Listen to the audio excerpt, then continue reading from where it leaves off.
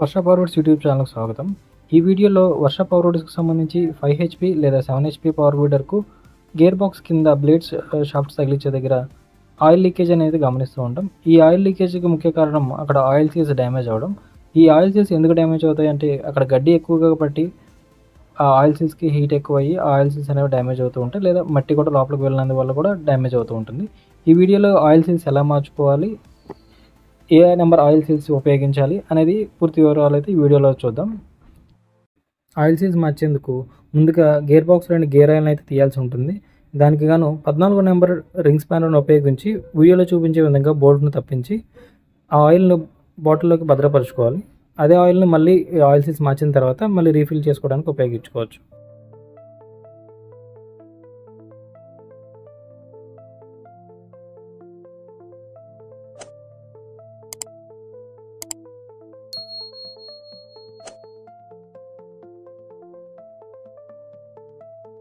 Oil రావడం పూర్తయిన తర్వాత బాటిల్‌ని పక్కన పెట్టుకొని 14 నెంబర్ రింగ్ స్పానర్‌తో తీసిన బోల్ట్‌ను మళ్ళీ యథావిధిగా టైట్ వేసేయాలి.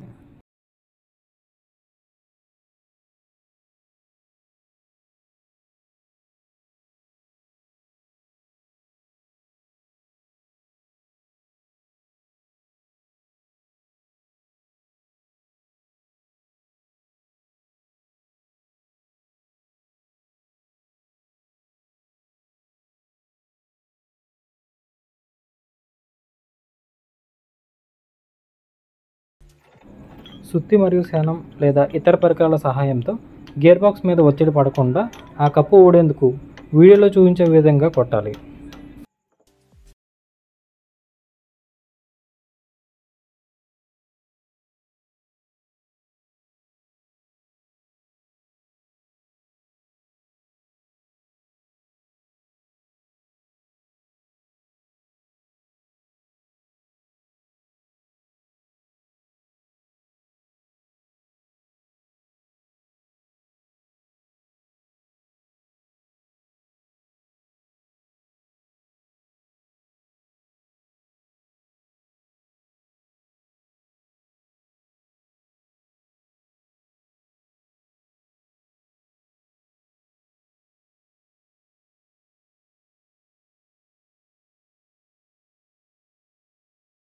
తొలగించిన తర్వాత ఆ ప్రదేశాన్ని మంచి గుడ్డతో ఎటువంటి మట్టి లేకుండా శుభ్రపరుచుకున్న తర్వాత మేము పంపిన 25, 47, 7 నెంబర్ గల ఆయిల్ సీల్లను వీడియోలో చూపించే విధంగా మళ్ళీ తిరిగి పెట్టేయాలి.